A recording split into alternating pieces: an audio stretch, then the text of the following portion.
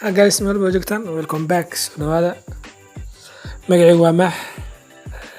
Sidoo kale waxa waaye asxaab badan waxay soo weydiiyeen Instagram-ka soo weydiiyeen war Maaxow maxaa ku dhigaysaa footooyinkaaga ama photoska markaas boostiga soo dhigto oo Instagram-ka ah abka isticmaashaa si u dhigaysaa ilaa nalawda marka waxaan rabaa marka video aan uga hadlo editing-ka apps-ka aan isticmaala ku edit gareeyo sawirada markaas aan soo dhigo postigayga qaybta Instagram-ka marka badanaa waxaan isticmaalaa two apps-ka waxay kaliya Snapseed iyo Lightroom marka qaar ka mid ah marka video kaliya waxaan uga hadli doonaa Snapseed dadka hore Snapseed aan aqoonin si ay wax ugu fahmaan iyo qaabka loo isticmaalo anoo markaas muhiimada saaraa saddex meel focuska maadaama video aan ka saaciday dadka Snapseed aan wax ka aqoonin inay hadda ay wax ka fahmaan horta maxaan la Snapseed waa photo editing waa mid photo lagu edit gareeyo waaye kaasoo ay sameysay Google marka Android phone-ka iyo sidoo kale iTunes-ka haddii marka mobile Android-ka Samsung wax la mid ah oo ku shaqeynaya Android-ka iyo haddii markaas iTunes-ka oo iPhone-iska ah labadaba waxa waaye appkaas waa ka heli kartaa waana free 100% marka editing photo app iska loo adeegsadaa marka 2020-gana waxa waaye the best app ilaa hadda oo dadka badan ay isticmaalaan userska ee photo ku edit gareeyaan waa midka ugu wanaagsan waaye oo la isticmaalo Google ana sameysay marka video marka waxaan hadii doonaa appkaas qaabka aan markaas editing photo aan u sameeyo marka inta guda gelin kor appkaas Snapseed haddii markaas channelka cusub tahay hadda subscribe why not marka subscribe oo dhihilaada soo gal video like saar soo dad badan oo u gaaro the more like aan saarto waa the more trending oo sameeyo videogan oo kor u kaco dad badan oo markaas u baahan ay u faa'iideystaan sidoo kale haddii aad asxaab kale leedahay oo u baahan in qaybta editing-ka sawirta qurxinta sawirka jecel ayagana la wadaag marka waxaan uga hadli doonaa marka videogan Snapseed oo photo editing-ka ah waana videoda sawirada qaar ku edit gareeyo marka waxaan uga hadli doonaa xitaa saddex qaybood oo kaliya tunis image-ka oo ayada markaas ilaa 7 qayb ay ka kooban tahay oo ay ka mid tahay brightness-ka oo kale shadow oo kale shadow oo kale highlights-ka aan isticmaali doono iyo ambitious-ka iyo sidoo kale selective tool ayana loo isticmaalo in meelaha qaar oo u baahan inaad muujiso madaxa oo kale tusaale oo kale timaha madow oo kale rabto inaad soo bandhigto hadduu cagar ku jiro sidoo kale color-ka oo kale hadduu khafiif uu ka yahay inuu si fiican kugu soo muujiyo loo isticmaalaa selective tool waa midka kale ilaa hadda oo dadka userska ee camera la yihiin inay isticmaalaan Snapseed oo app walba soo baxata ilaa hadda oo Snapseed 2020 oo si fiican loo isticmaalo oo noqon selective tool-kaas waa midka aan xataa badanaa zaid ugu dhiirigelinayo zaid u isticmaalo Snapseed sidoo kale waxaan uga hadli doonaa qaybta ugu dambeysa explore ugu dambeynna sawirka markaas anaga aad save gareynayno saddexdaas qayb marka video uga hadli doonaa asla socona the best app markaas aan adeegsan doono ee Google ay sameeyso wax loo yaqaan Snapseed marka wuxuu ku jiraa qayb aan folder aan u sameeyo loo yaqaan edit photo meeshaas aan tagaa marka video waxaan uga hadli doonaa haddii aad Android isticmaasho sidoo kale haddii aad iOS isticmaasho dadka iPhone ay tahay mobile Android-ka Samsung-ka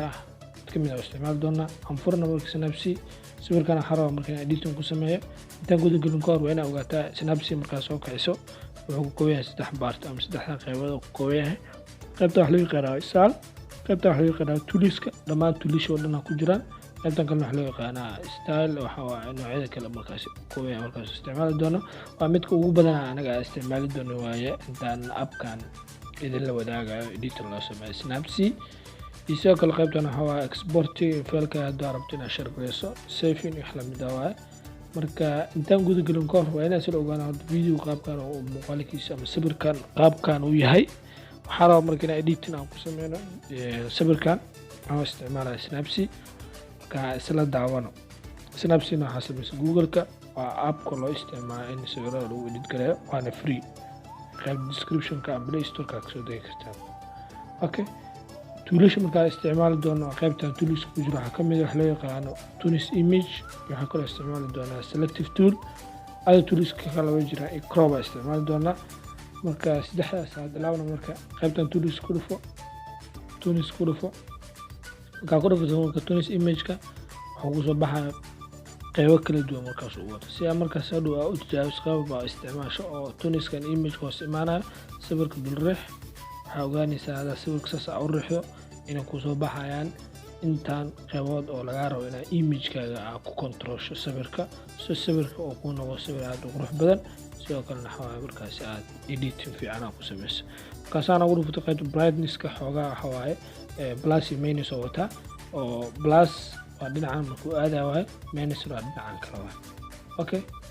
marka waxaa waaye xoogaa iftiinkan ku badinaynaa oo brightness-ka ama iftiinka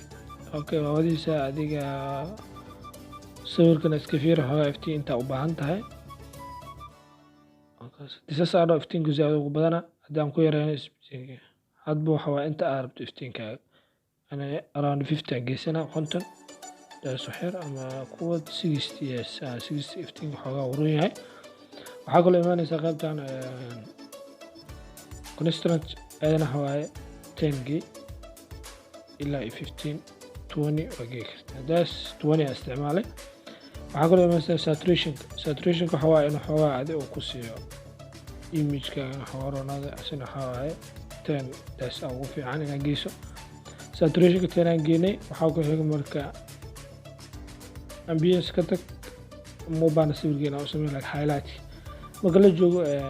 tone image-ka laba shay ugu muhiimsan sawirkaaga hadduu aad mobile ku soo qaado kale brightness-ka xoogaa iskaga haboon inaad ku darto laakiin laba ugu muhiimsan waxa la highlights iyo saturation highlights-ka mar walba down laga dhigaa minus la raaca xagga saturation-kana asina waxa waaye oo plus oo dhinaca plus loo raaco marka waan fiiri doonaa labada mid ku qurux badan yahay hadaa aad minus hadaa aad plus aad marka plus fiiri waxaan image-ka xoogaa iftiin zaid u noqonaa highlights waxa fiican inaad ka minus-ka aado sawirkaasi background-ka saxda oo ku saxnaana 20 yes that's okay 20 hay shadow maadaama hadaa minus soo isticmaal highlights shadow waa isna isticmaalaysaa plus shadow dreamisa xawaa marka wax ku sameeynaa sawirkaaga meelaha cabarka ku jiraan cabarka ku saaro xitaa madow oo xogeer ku dar shadow ahaan oo qaybta timaha kale daas oo jeeda fida timaha marka hore hadaa ku bayso saas oo noqona hadaa down ku dhigto saas oo noqona yes okay marka ujuan ka isticmaalna daas hadaa marka shadow ka dhigto minus 20 waxaa qasban tahay in highlight-ka ayadana ka dhigto plus أنا عكس الموضوع استعماله هذا كان أوس أوراق كلنا كل عدد أوكي أنظرنا مرك داش أوكي 10 وجوده أوكي أنا سأنا مرك شادو هو عكس واحد يو هايلايتس وامك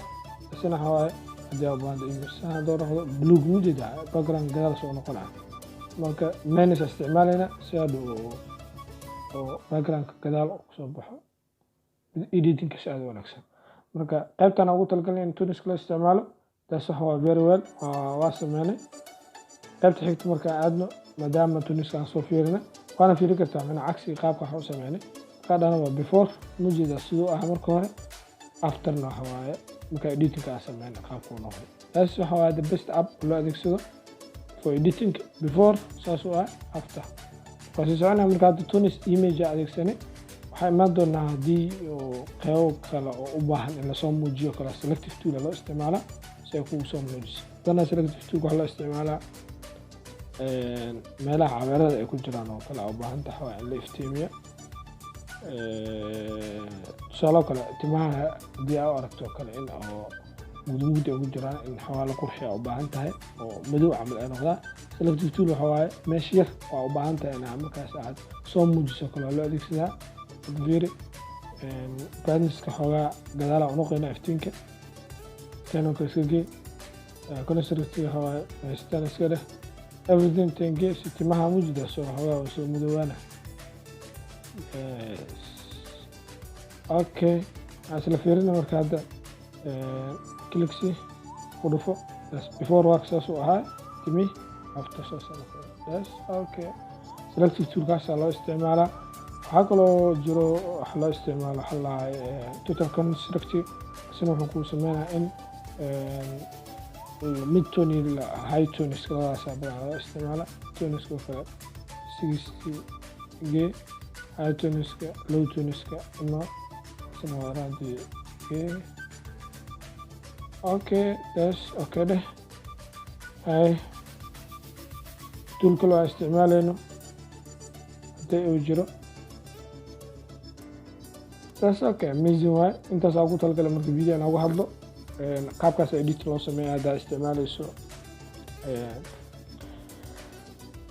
Snapseed before sano asawirkeena marka edit aan ku sameeyo after soo noqday hadda marka u baahan tahay image kan inaad dhigto postiga hadda tahay WhatsApp hadda tahay Facebook hadda Instagram qaasatan ugu talgalay Instagram video waxa leedahay save haddii shara u baahan tahayna okay waa save gareynay marka kala qoro toolskan aan u laabano qaybta gallery-ga taas waxa sawirka ugu dambeeya aan fiirin oo editing ku sameeyay taas okay guys waxaan rajaynayaa wax badan oo video ka saaciday aan fahantay Snapseed anoo markaas video xog aan saarnay dadka cusub oo Snapseed wax ka aqoonina waxuna ka fahmaan markaas iTunes kan ka hadalnay selective tool qaybta ugu dambeeyso markaas sawir fiican aan ka dhignay oo aan save gareyn oo export ah sidii meel ba joogtaan ay lawan video na like saarto hadii aan hore u saarin soo kala channel subscribe leh saan wax ku xiis geliyo kuwan kula mid ah kula wadaago bye bye